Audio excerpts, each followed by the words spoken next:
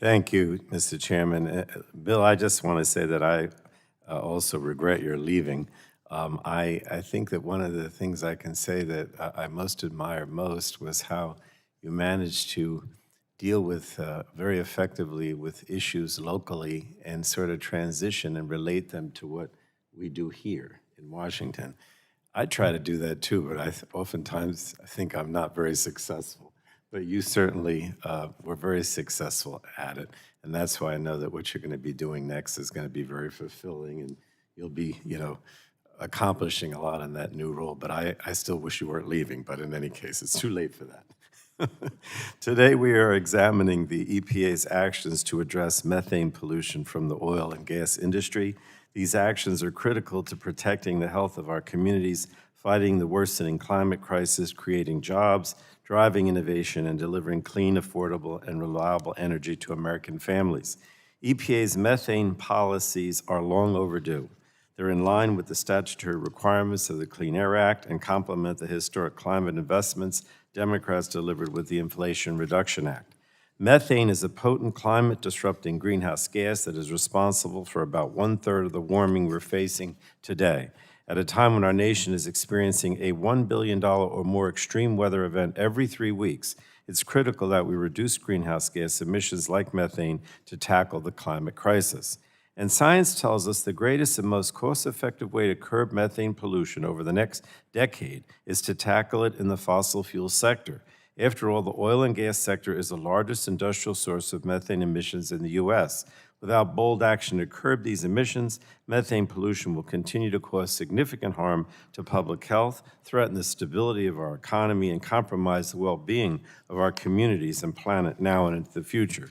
Now, under the Clean Air Act, EPA has a responsibility and obligation to protect Americans from this dangerous climate pollution. And that's why actions to dramatically curb methane by congressional Democrats and the Biden administration are so important. 2 years ago, the Democrats' Inflation Reduction Act established the Methane Emissions Reduction Program to control excess methane pollution from the oil and gas industry. This landmark new program holds individual companies responsible for their own leaks and wasted methane while recognizing the cleanest performers. And it's going to drive innovation, create new good-paying jobs, and support projects to protect our communities from the climate crisis. The Inflation Reduction Act also required EPA to update emissions reporting requirements for large oil and gas facilities. And these disclosure requirements are necessary considering the well-documented history of underreporting. They'll help ensure the oil and gas industry is more transparent and held accountable for excess pollution. Now, the EPA has also taken bold action with a final methane rule for oil and gas operations that will control pollution from existing methane sources for the first time. And the final rule was released last month during COP28. It includes comprehensive leak monitoring requirements, expands the use of innovative new monitoring technologies, eliminates routine flaring from new sources, and responds to longstanding challenges such as super emitters. This EPA action is expected to dramatically cut methane emissions by 80% by 2038, which will result in more than $97 billion in net benefits. And as we've seen throughout the history of the Clean Air Act, controlling pollution is not a zero-sum game, and controlling methane is no different. Ambitiously addressing methane can yield tremendous climate, public health, and financial benefits, from meaningful job creation in the methane mitigation industry to spurring innovation in new and cost-effective technologies to controlling, and look, it's all a win-win for Americans.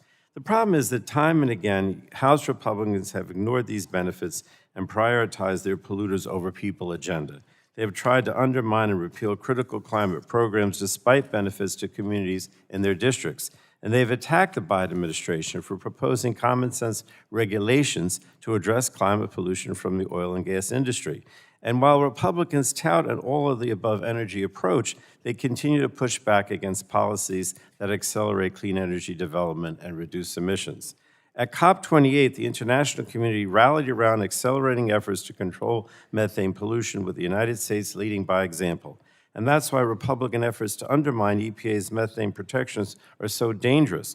The Republican agenda compromises America's global leadership and threatens our global competitiveness. And Democrats understand the urgency to act. Our Inflation Reduction Act is already creating new jobs, cutting costs, and advancing homegrown clean energy. and the down payment in these laws will complement our nation's international efforts. I yield back. Thank you, Mr. Chairman.